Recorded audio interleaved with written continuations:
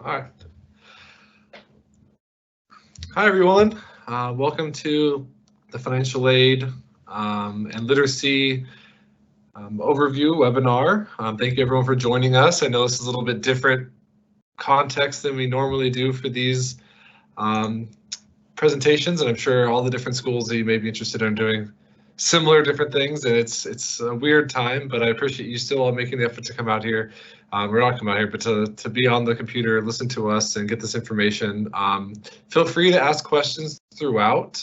Me and Kelsey, at the end of the presentation, we'll go through those questions and answer as many as we can. We're also going to have Karina Anderson, a financial aid counselor, joining momentarily, answering questions in the chat as well. But feel free to go in there and ask whatever you want. I'm just perusing a few of them right now, and I know a lot of them we'll get to in this presentation. So if you just sit tight, I'm sure a lot of the questions, general ones that you have, will be answered. And in terms of the questions too, try to keep them general. We can't answer anything specific about someone's financial aid package right now. Those will have to go towards the actual counselor. So you contact us directly if you have something specific you have about a question about your financial aid package. But besides that, let's get into it. So my name is Casey Woods. I'm Associate Director here of Financial Aid Counseling. And then Kelsey Woodford is Assistant Director of Financial Literacy, and she's going to do a piece at the end going into financial literacy. So the agenda for today, I'm going to go over basically understanding your financial aid package, because I'm assuming everyone here has applied for financial aid. I'll go into a little bit just in case you haven't, or potentially if you've applied but you haven't received it, maybe where it's at. But for the most part, we're going to go over how to understand your financial aid package, which goes into the financial aid equation, the types of different financial aid that might be in your package. And then we're going to go into how to manage the EFC, the family contribution. So there's a few different ways to manage your contribution once you do have your package, and try to figure that out. And then Kelsey will do the financial literacy piece at the end. So financial aid at Syracuse, just a quick overview. 75% of the students here receive some form of financial support from us or the government or the state, totaling more than $390 million, and more than $271 million is awarded to students in the form of Syracuse University grants and scholarships. That's directly from us. The rest of it comes from outside sources, such as the state government, federal government, or outside agencies. But financial aid in general, the philosophy here is it's a partnership between the university and the family. The family has resources to support the student going to school, but if there is a need demonstrated that of a portion that the family can't afford, that's when Syracuse partners with the family to help support the student to make sure they're able to afford the education. Okay, so if you haven't already, so like I said, everyone here should by now, because it was due with their application for admission, apply for financial aid. So the FAFSA, the CSS Profile, the other documents.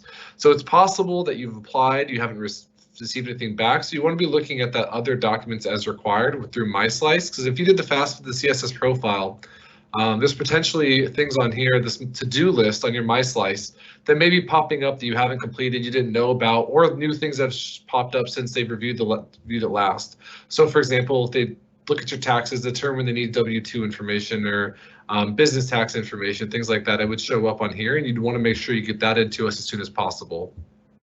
If for some reason you haven't done the FAFSA and CSS Profile at this point, it is late. You'd have to have a reason of why it was not submitted at this point to still be considered, because it is extremely late, but we will consider it if there's extenuating circumstances of why it is late. So getting into understanding your financial aid package. So if you applied now, you've received your financial aid package, and this is what it will look like. So this is Otto Orange. This is his financial aid package. He has a few different grants, a scholarship, some loans, some work study, and we'll get into all those different pieces of it to help you understand what exactly those are and what you're looking at, and then what this all means. So this is what the award letter will look like when it's received. And then here's a sample shopping sheet. This is a requirement of the federal government, but it's something to help you break down what the actual costs for each university. So every single university has this exact sheet. It's a standard form for every university, so you can compare this similarly what the packages are.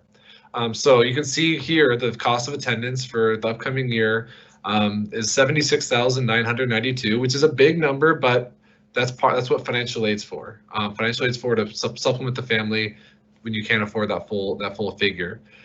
So going back to this in particular student, they've had auto. He has $50,000 in grants and scholarships, and then work study, the loans, and then the family contribution of what the family is expected to pay is actually $23,194. So while the cost of attendance is $76,992, after the financial aid, the actual cost of the family is expected to be $23,000, which for a lot of families is much more manageable. So depending on the family situation, because $23,000 for some families also may not be very manageable, and those are different cases that we would look at and potentially even give more aid for. So from what you're looking at from those documents, there's really three things that go into the financial aid equation. So how do we get to the number, that family contribution? How do we determine how much your family is eligible for financial aid? First, we start looking at that cost of attendance, that $76,000 number. We look at that. Then we look at the expected family contribution, which gives us the financial need of the family. So the expected family contribution is the amount the family basically is calculated from the FAFSA and CSS profile to determine how much the family's ability to pay for college the upcoming year. So we look at income and the assets of the family, number of people in the household, number of students in college, other deductions and income sources, investments, things like that. We're looking at the whole financial strength of the family, and from that, the calculation comes up with how much the family is able to pay for college for the upcoming year. So once we have that, we can use this equation. So the cost of attendance, and from that you take that expected family contribution. So just as an example, let's do a different example. The cost of attendance is $76,000. If your family is calculated to be able to afford $20,000, so you take $76,000 minus $20,000, that means your family has a $56,000 need. So we fill 100% of the determined need based upon the CSS profile when we're doing that. So if we determine your family needs $20,000 or $56,000, we're going to provide $56,000 in aid, and that'll be made up of different sources, which I'll go over next. So that's the basic concept of how we came up with that number. But we also know that those things can change, which I'll go into in a bit too in special circumstances, because this whole process, this equation, is based on numbers from 2018. And especially right now with all the stuff with coronavirus and COVID and everything shut down, the whole economy, we know things have changed since 2018. Almost every single person in the United States situation has changed since 2018. And we know that, and we can consider those situations, and I'll kind of go over the process for that in a little bit. But how do we fill that financial need with different sources of financial aid? So the different sources of financial aid that are in that financial aid package you'll receive will be from the federal government, the state government, from us, the college, university, and then outside organizations if you have any outside aid that you report to us. So those are the different sources, but then the different types of aid. You have merit-based aid, so there's a dean scholarship in that sample award letter I had. So if you received a merit-based scholarship, you would have already been notified from the admissions office. All you had to do was apply for admission, which everyone here should have already obviously applied. You got in, congratulations. So you would already know if you got a merit-based scholarship or not. But if you did, that would be in your financial aid package. The need-based aid, that's going to be based upon the CSS and FAFSA, and that's where that whole process comes into play. And those are other aspects that will be in there. So you have the Syracuse University grant as a need-based grant from the university. There's TAP, which is a state grant for New York State residents. Pell Grant is a federal grant for high need families. SEOG as well is a federal grant. So if you're eligible for TAP, Pell Grant, SEOG, we would add that automatically to the process. Those are going to be based on FAFSA numbers. The FAFSA is a different, so there's the FAFSA and the CSS profile. FAFSA is for the federal and state aid. They have their own calculation of how to come up with a determined need. The CSS profile we use for our own calculation for our Syracuse University grant money. So those, you'll see those grants in there if you're eligible for them. And then loans. Every student will be eligible for some loans as long as you're a domestic or eligible non-citizen. So you'll see the basics, subsidized or unsubsidized direct loan, which for freshmen is $5,500. $6,500 for a sophomore, $7,500 for junior, and past that. And then work study is if there's need as well, there'll be work study, which is usually around $3,200 or so dollars, usually around $3,000 or so in terms of work study of eligibility. And the work study basically allows the student to work on campus, get a paycheck. It's easier to get a job. They get paid just hourly, based upon an hourly rate for how much they work. But it does help them pay for expenses and personal expenses throughout the year, so they can go pay for food or entertainment, things like that.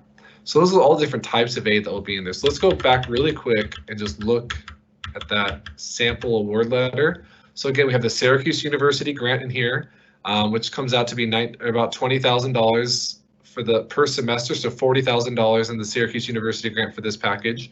They have the Dean Scholarship for $5,000, and then they have the direct unsubsidized loan and the subsidized loan, which I'll go over a little bit more into loans later. But those have about a 4.35% interest rate, and they are fixed interests. The subsidized loan basically means the interest does not accrue until the student graduates, after the student graduates. The unsubsidized loan means the interest rate starts accruing from the day the loan disperses. So you'd want to take out the subsidized loan first before you take out any unsubsidized loan. And then the work study, they just have to get a job on campus. Additionally, for the loans, they have to do the master promissory note and entrance loan counseling. You'll get notifications of that, what to do, what the next steps are for the loans, but just make sure that you also do those as well. Those are all through studentloans.gov. But as the process gets closer, that will all be on the to-do list. Okay, so getting the special circumstances. This is the general, before all the craziness the last few months, this is the general policy that we have for special circumstances. So the financial aid process we know is based on 2018. A lot can change. So if anything's happened since 2018, loss of job, decrease in salary, death or serious illness of the family, or any circumstance that affects the family's ability to pay for educational expenses, you want to let us know as soon as possible so we can take a look at it. So that's the general policy. It's still pretty much the same, but I want to go into a little bit more for COVID-19 because so much has changed and so many people are affected, and because it's so rapidly changing, we have to take a look at it a bit differently. So if things have happened before COVID-19, someone lost their job, anything like that, before all this is like say 2019, early 2020. It wasn't COVID-19 related. We can take a look at that and get that documentation now and process it. For the ones that are affected by COVID-19, it's very, very early where we're still trying to figure out the exact impact it's having on families because it is so widespread. So we understand that you're most likely directly, many of you acutely affected from this pandemic going on. Almost the entire economy shut down. So this is rapidly changing, and the complete effect on families is near impossible to fully gauge. Notice my typos as I read through this. But because of that, we're trying to figure out what our exact responses to that. We're going to consider all the appeals related to COVID-19. That's not a question. We're gonna consider them, and if there's additional need, we're gonna help the families out. We just don't know exactly to what extent we're able to, and even if some families who may not have been eligible for aid before, we may be able to be more a bit more lenient onto things because we know how big of an impact this has. So we're right now trying to get an idea of exactly what the long-term impact is. The reason it's so difficult is because we don't know if this is 1 or 2 or 3 months. For normal loss of jobs, it's easier to gauge. Okay, we can project that this person for the rest of the year, what their projected income is going to look like. For this, a lot of people are furloughed. There's different programs to replace the income that people have lost. So not just us, but universities nationwide are struggling to figure out the response to this. That being said, like I said, we are going to consider it. We are going to help families out that need it based upon this, that have need. So let us know. Submit an appeal now, and we will request the relevant documents necessary for those appeals. And then once we have a clear picture and we have all the documents from you, we have a clear picture of what we'll do, which hopefully is, is only like a week or so away, or maybe we're trying to move as quickly as possible. We know that everyone's on a May 1 deadline to figure this out, and we're trying to see if we can possibly come up with something by then. So once we know what we're able to do, and we have all the documents, we'll notify the families if we're able to help you or if we're not able to assist with additional aid or not. So that's just kind of touching on, this is a bit more sensitive a subject than normal, and it's much more widespread than normal, so I want to go a little bit deeper into that. If you have more questions about it, definitely reach out to your financial aid counselor, contact our office. We can talk you through the process a bit more. And again, once we know more forward of how we're going to assist with this, people who've appealed will be the first to know what the result of that is. Okay, so how to cover your contribution. So now you've got your financial aid package. You say, okay, great, I got this much in grant, this much in loans, this much in scholarship, but there's still left with that contribution, which for, say the family, again, has $20,000 contribution. Well, that seems like it might be manageable based upon the person's income and assets. You know, most families don't have just $20,000 sitting in the bank for that year, even if based upon their income and assets, they look like they should be able to afford that. It's just the reality is most families don't have that sitting in the bank. So if that's the case, there are some different ways to manage that contribution, and I wanted to go over that. Well, the first one is just pay, the first way to manage that contribution of $20,000 is just to pay out of pocket, lump sum, $10,000 a semester, whatever you would owe to the bursar's office. You'd make that payment. You could do that in full. Reality is not most families can't do that, and so there's the payment plan. The payment plan is set up through the bursar's office, and this is the link to it there. But if you just Google Syracuse University payment plan, it'll be the first link on there. And basically what this is, it's a 5 or 6 installments in most cases, depending on when your enrollment starts, for the fall and the spring. And it's pay $75 one-time fee to set up, and you just make monthly payments. And so it's just broken up. So if you owe $10,000 and it's 5 monthly payments, that's $2,000 a month, which would be much more manageable than $20,000 or $10,000 at the beginning of the semester. So what I recommend is to set up a payment plan for the most that you can afford, because there's also the loan option, which I'll get into next. So you want to do a combination. You want to take the least amount of loans as possible because you have to pay them back with interest. So if you can afford the full amount of the payment plan, still try to find as many ways to save, cut back, whatever you can do to afford the most of the payment plan as possible, and then take out the least amount of loan as possible. But it's like you do them both. I would, if you can, not try to take out the least amount of loan as you can. Don't take out the full amount of loan if you can avoid it. So again, if you can't afford the whole lump sum up front, if you can't afford to do it all on a payment plan, then the loan would be your next option. So there's 2 different types of loan that can cover up to the full amount of the EFC. So if the EFC is at $20,000 in this example case, so if the EFC is $20,000, this Parent Plus loan or the alternative private loan can go up to $20,000, the full remaining cost of attendance. So first, we recommend families look at the Parent Plus loan. It's a federal loan. So we've always recommended federal loans over private loans, and it's always been a bit hard to explain exactly why. They have usually better interest rates. They have better federal protections, but families sometimes can get better interest rates on private loans. But right now, it's really obvious why federal loans are better options in most cases, because right now there's a 6-month freeze on federal loans, interest rates, and payments. So right now you're going through the coronavirus, you're hit hard by it, you're making Parent Plus loan payments. You wouldn't have to be making those payments anymore. For 6 months, you can kind of recoup, help hunker down if you need to collect unemployment to get by, and then 6 months later, hopefully when this is over, you get back to work and return making your Parent Plus loan payments. If you had a private loan though, they are not allowing you to freeze your payments and freeze interest, so you'd be required to continue paying your private loan payments if something like this ever happened again. So it's really, really obvious, why, even if you might have to take a hit on the interest rate, which in many cases you don't, but even if you did, it could be worth that trade-off to make sure you have the protections and the different flexibilities that the federal loans allow. So again, the interest rate for the Parent Plus loan, 7.08%. The origination fee, which is like a service fee they charge at the beginning of the loan, is 4.236%, and it can be up to the remaining EFC. So private loans, vary by lender. So different lenders have different groups of people of industries they're looking for, things like that. So they have different interest rates based on different borrow credits or your assets or things like that. So you can get a bunch of different quotes from different private lenders, see if you can find ones with better interest rates, because they do go down potentially if you have a lot of assets, a lot of really good income and a really good credit score. Maybe you can get it down to 4% or something interest rate. But in that case, maybe it's worth it if you aren't going to be worried about the federal protections ever, or you don't think you'd ever need it. But for a lot of times, they will be even higher than 7% on the private lender interest rates.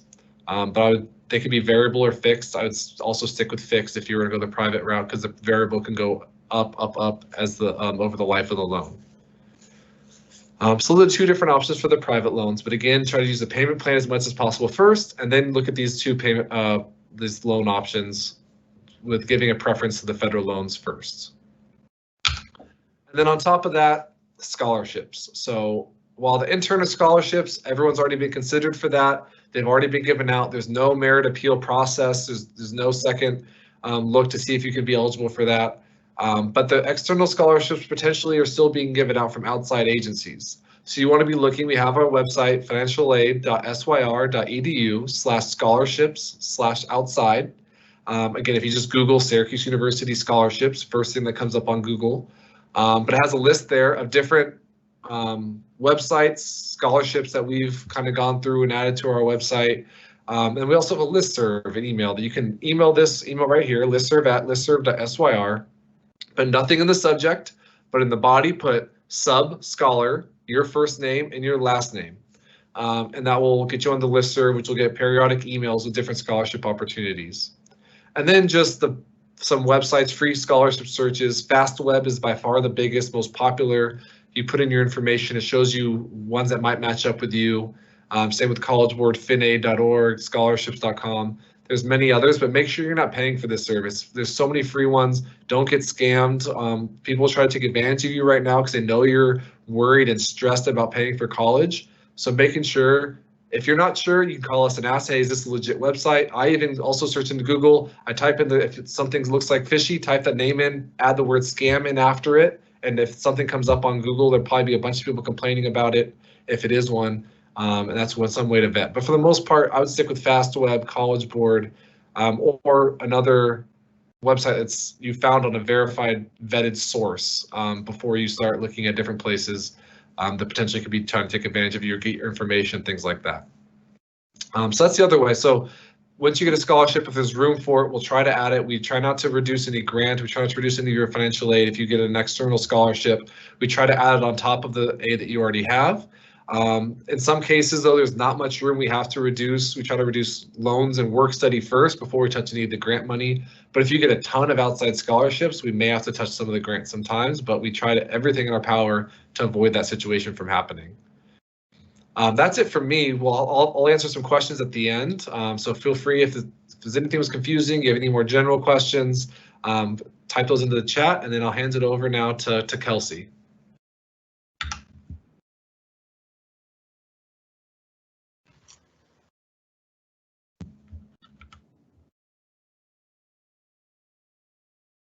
Hi, everyone. My name is Kelsey Woodford, and I am the Assistant Director of the Office of Financial Literacy.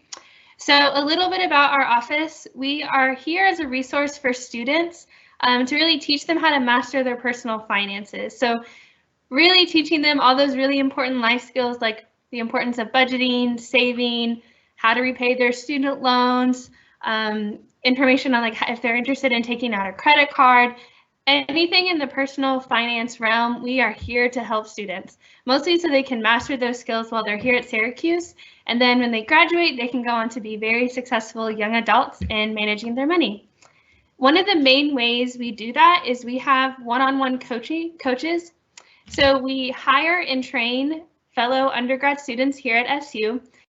We teach them everything they need to know about personal finances, and then they meet one-on-one with their peers to really help them work out any of these issues. We also do a lot of workshops around campus and presentations. And also, I should mention, on our website, we have lots of resources, including a COVID-19 resource page. So if you go onto our website, under the Smart Money Resources tab, we have a whole list that we've compiled that is not just geared towards Syracuse students or college students in general. Really, anyone can benefit from that resource page. So definitely check that out. We'll have the link to our office a little bit later.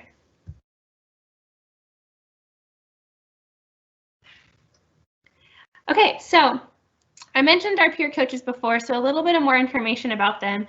So a Smart Money peer coach, again, they can help students understand really anything. And it's really beneficial for them to get that one-on-one time, especially with a neutral third party that doesn't have any emotional investment in whatever decisions they're trying to work through. So again, it's really helpful for students when they're thinking about moving off campus, going abroad, in their first semester, maybe working one of their first on-campus jobs. If they get their financial aid refund, how do they budget that for the entire semester? Students can come to us for all those types of questions. So it's, again, just a really good resource. Even if a student comes in, they think they have their finances mastered, they can always learn something from setting up an appointment with a financial coach.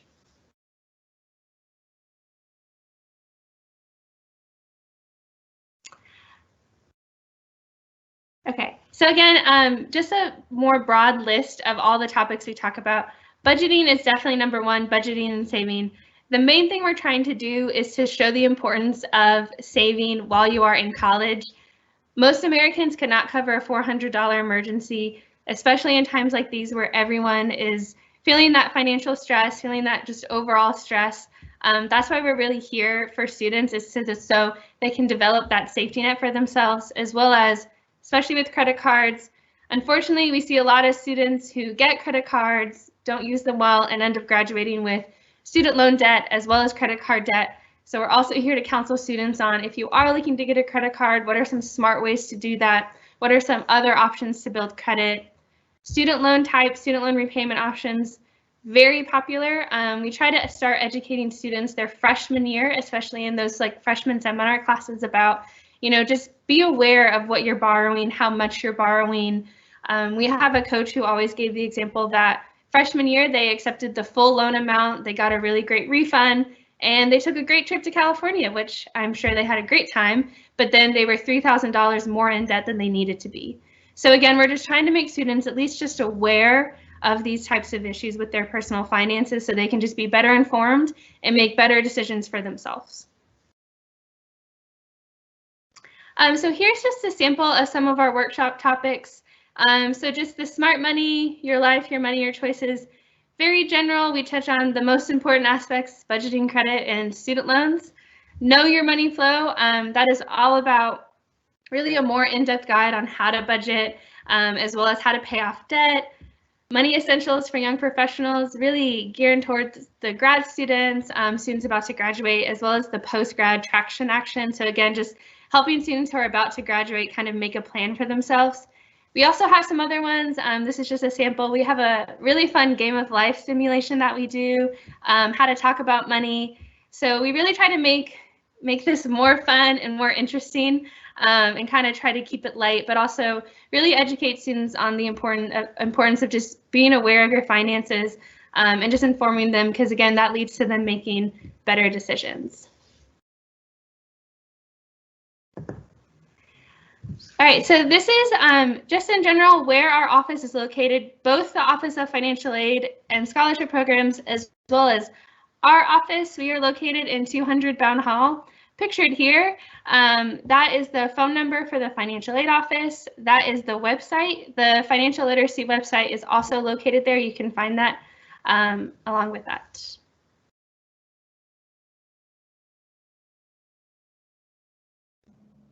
All right. Thank you, Kelsey. I think he's going to answer some questions now. Let me open up. Let me find the question thing. Let's see. I have to start sharing, I think. There we go. That pops up. All right. So let me look at some questions. Okay.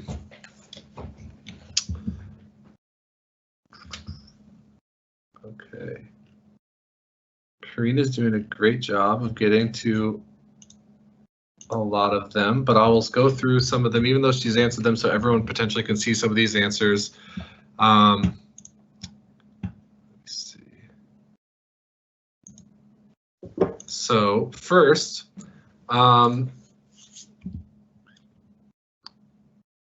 is the best time to apply for a direct Parent Plus loan? So the Parent Plus loan, you actually can't even apply for it until next year, until about May 1st is when it comes available. So right now is not the best time. I'd wait till it's available, but basically it's on studentloans.gov. Really the best time, I would just say at least a month before the bill's due, to give it some time to make sure you did everything correct, because you have to apply for it, and then you also have to do the master promissory note. If something gets mixed up somewhere, for some reason needs to be endorsed or it doesn't go through, you have to look at other options. You want to give that some time. So I would say try to do the process at least a month before the bill's due, at the very least. But it doesn't hurt if around May 1 in May, whenever it becomes available, you're more than welcome to start the process and apply for it. It'll be on the student's account ready to go. Okay, how do you select your work study? So work study, it's already on the financial aid package, but for the job, there's a new program or a new office which is really doing a great job right now, CuseWorks. So CuseWorks is really trying to push on-campus jobs and helping students match with different employers on campus. So there's a Handshake website which employers on campus will list their job postings. Students can find all the on-campus jobs listed through Handshake. They can go through apply. The employers can see if they're work study eligible or not, and they can get matched up there. There's also usually stuff during orientation as well with different employers, things like that. But CuseWorks office, the student employment office, goes by CuseWorks. They're the ones who, if you have questions, if you want to work somewhere specific, they would help you get matched up with those type of employers. If there's some type of work you're interested in, if you're interested in working in the financial aid office, we have student workers. So if that's something too, I'm sure admissions has tons of them. They have admission tour guides, things like that you can go around and do. But also there's tons of jobs on campus and they're always looking for employees. So that's how you get matched up with a specific employer. Can we still amend the FAFSA and CSS profile if we've submitted already but have a change in status? So in terms of amending the FAFSA and CSS profile, like Karina says, the best way to do it at this point is to submit an appeal. If you've made a mistake, you can let us know as well. We can make the amendments on the FAFSA.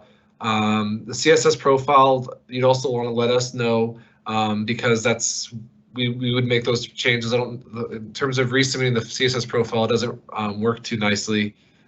So you'd want to just do that. Just let us know, send an appeal and what the mistake is, and we can go from there. So to submit an appeal, though, on the to-do list is an upload button. The best way to do that is to submit the appeals to go through there. So on my slice, the to-do list upload button, and just upload a Microsoft Word letter with whatever the mistake is or the change in circumstance, whatever you want us to consider, just upload it there. Then your counselor will get that notification that you've submitted an appeal, and they'll take a look at it as soon as they can get to it, which they're very backed up. There's tons of appeals this year, as I'm sure you know. Every place you want to call into has a longer than normal waiting than normal. So, okay. See, next question.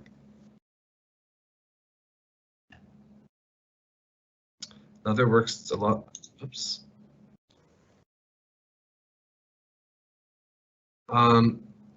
Jade, I think you're direct messaging me questions. If you just put them in the live event Q&A, there's a area for that. So there's like a double Q&A thing. So make sure you're going to that. At the top right, I believe.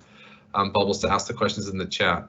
So can you talk about Stafford loans? So Stafford loans, interestingly, Stafford loans is what they used to be called. So they're now direct student loans. So just if you hear the difference between Stafford loans, someone's referring to Stafford loans, it's the same thing as a direct subsidized and unsubsidized student loans.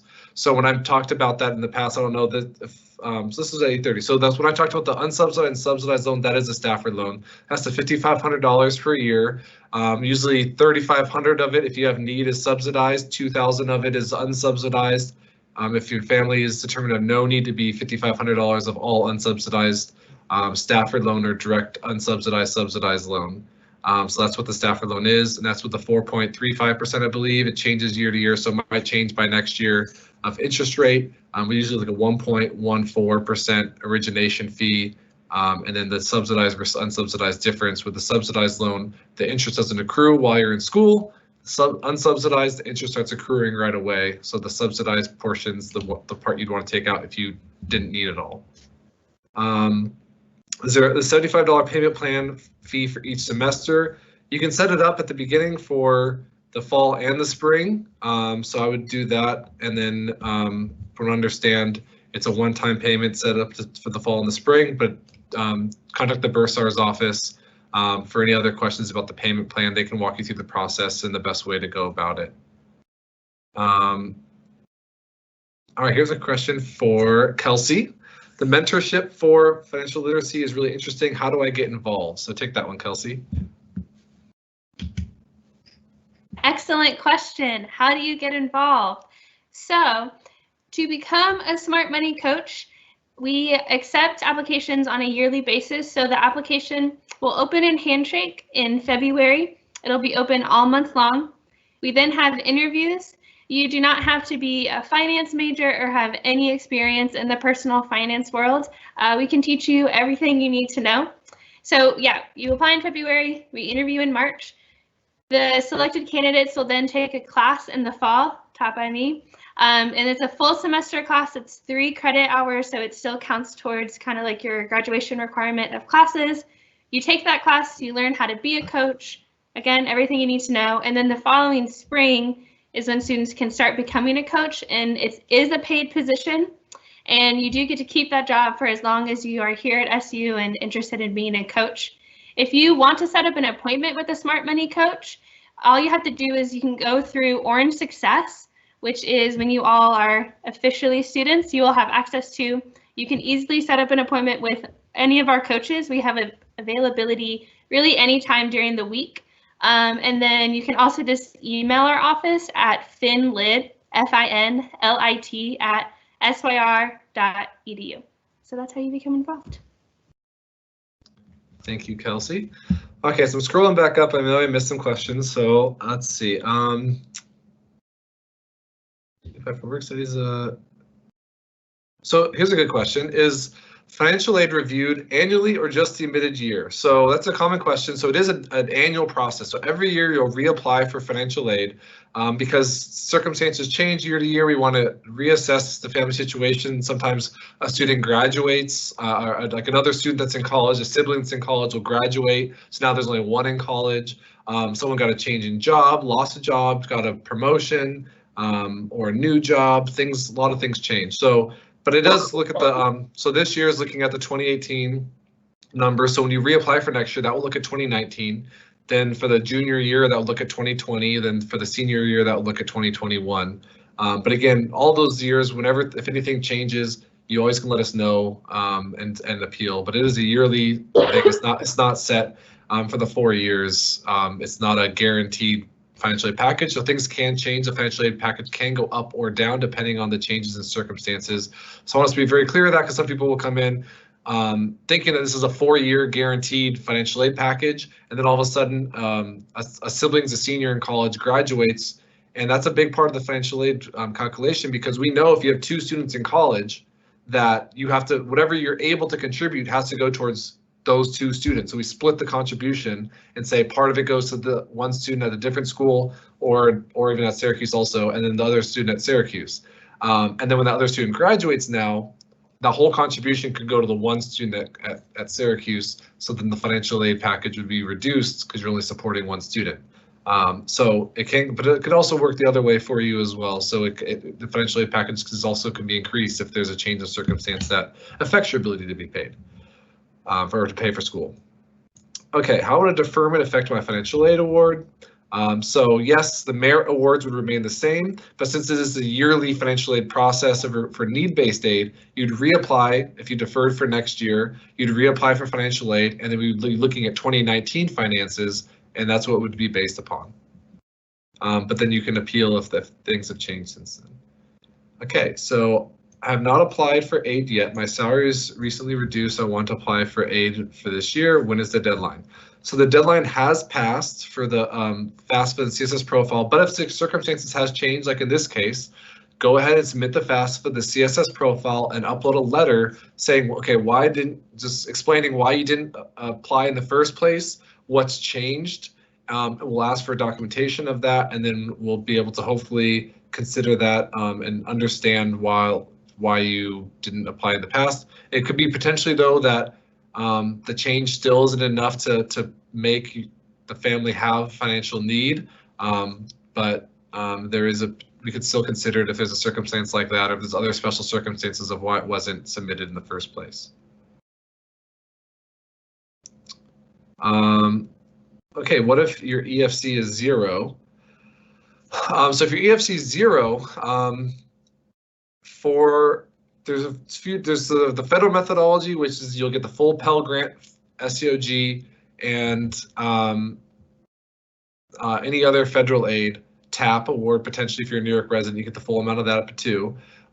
For the institutional methodology, we do have a minimum student contribution because we expect our students to contribute something towards their education. So that means you can work over the summer or get a job while you're like around campus, on campus, things like that to contribute to your education. So there's a small like couple $1,000 minimum student contribution. But besides that, if everything else is 0, the financial aid package would be a full financial aid package. And there are cases even on top of that there isn't that minimum student contribution. If you receive other outside scholarships or other scholarships, we potentially can remove that student contribution and then you get a full financial aid package, 100% covered.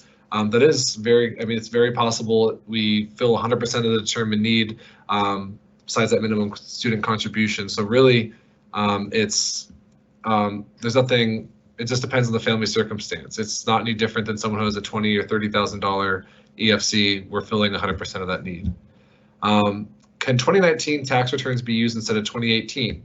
So no, the FAFSA and the CSS profile need 2018 numbers, and that's what the financial aid package is based upon. But if the circumstances have changed, we potentially can ask for 2019 and we'll start asking for 2020 information to potentially do a 2020 projected year income. Because 2019 doesn't really matter anymore. It's not going to affect your ability to pay for next year. What's affecting your ability to pay for next year, this upcoming academic year, is 2020. So we would ask for pay stubs, if there's termination or unemployment information, things like that, and then we would do a projected year income for 2020. But we might use a 2019 taxes for some other things. But just for the application process, though, for FAFSA CSS, you can only put in your 2018 numbers.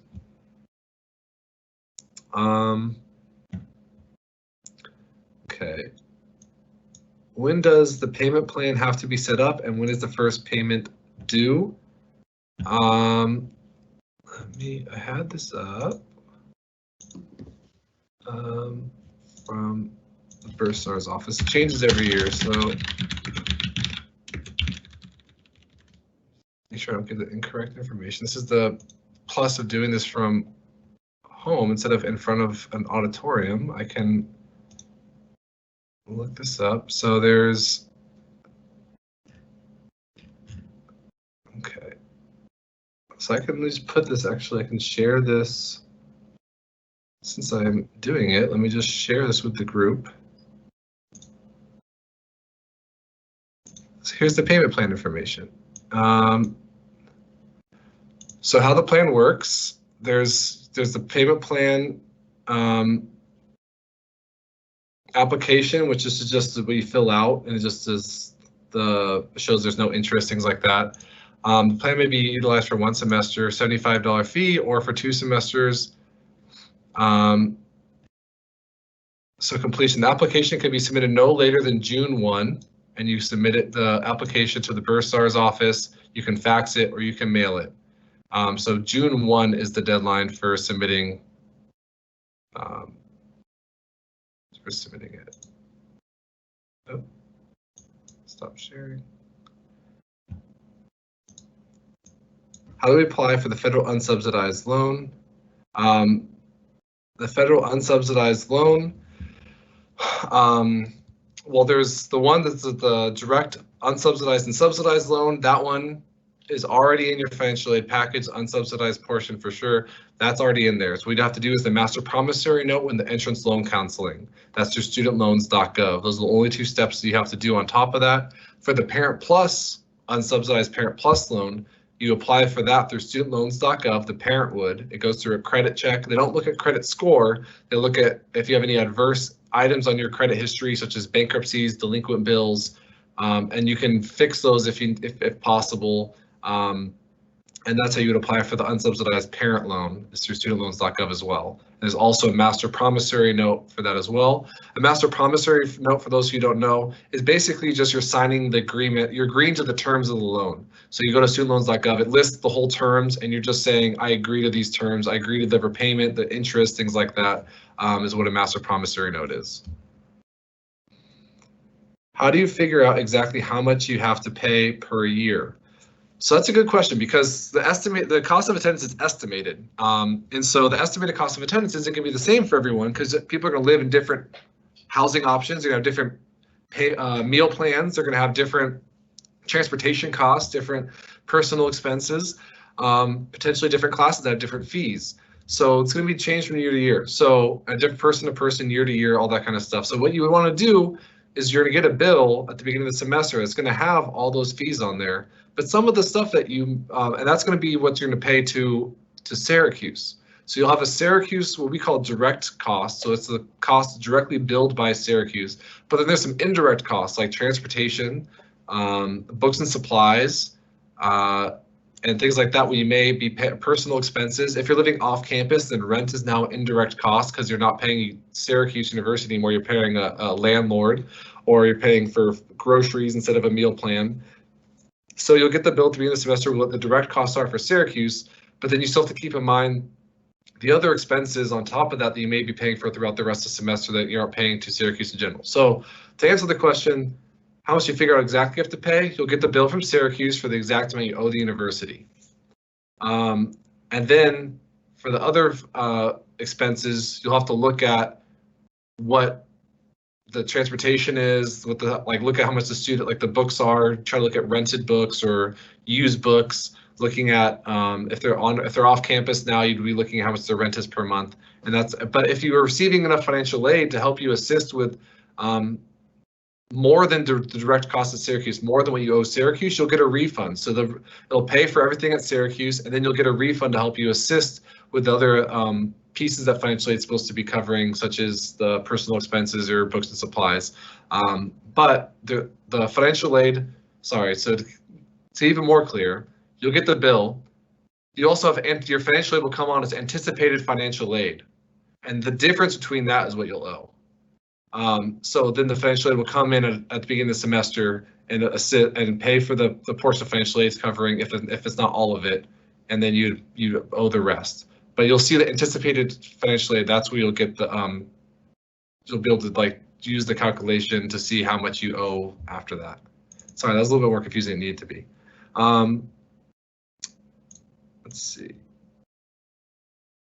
Can I use 529 funds for housing, a meal plan, and other non-tuition expenses? If so, what is the procedure to do that? So a 529 fund, for those who don't know, is a college saving plans that families set up in the student's name, hopefully when they're young, but it could be at any point, and it can go towards only educational expenses.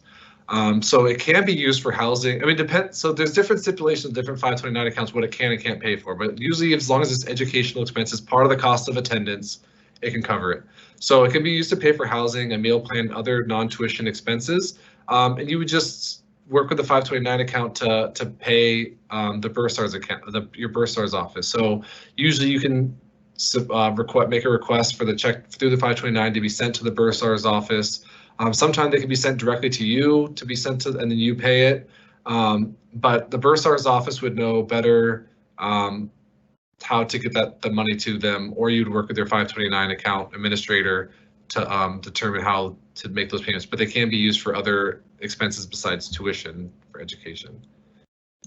How do we add any outside scholarships we are awarded to our account? Great question. So if you receive outside scholarships, you definitely want to let us know. You can upload that information to us through your MySlice to-do list. Upload any scholarship notifications to us so we can add that to your account, as well as send us any information or the checks eventually too will come to us and we can process those. But we'll also, usually at the beginning of the year, we'll add on an educational finance form, or like external finance forms, and to see if you're receiving, you can indicate what outside scholarships you're going to be receiving. That's usually closer to the beginning of the fall. But in the meantime, just upload any notifications to us of those outside awards. Does financial aid carry over for tuition in international programs exchanges? Great question. So right now, study abroad is something a lot of people aren't really thinking about as much because they don't want to travel abroad because of COVID-19. But I'm assuming by the fall that this is going to be much safer to travel, especially going into the spring and future to go, for those students at the end of their freshman year, sophomore, stuff like that. If they want to study abroad, we have a great study abroad program. It's amazing. Tons of students go. And yes, financial aid can be used for that. We also do try to fund, if you have need-based aid, we assist with a fund with one financial aid experience. We don't necessarily fund all of it, but we can provide additional grants to help fund at least a portion of the study abroad experience. We know it's a very important part of students' education. It's something that creates a lot of memories, but also just gives a different perspective, worldly perspectives for students that they may not be able to get on campus in Syracuse. And we want to push that experience. And so we do provide additional assistance if you are already receiving need-based aid. So if you have a financial aid package with need-based aid, we will help assist with one study abroad experience. So you'll talk to the financial aid counselor once you get here, what you're interested in. We'll take a look. We can see what you're eligible for. You'd let them know before they applied or had to commit to it. We let them know how much grant they'd be eligible for, so they can make an informed decision if it's still financially possible for them. All right, so let me wrap this up. Thank you all for coming out. If you have any additional questions, feel free to contact our office. Like our phone number was 315-443-1513. Also, you can email us. You can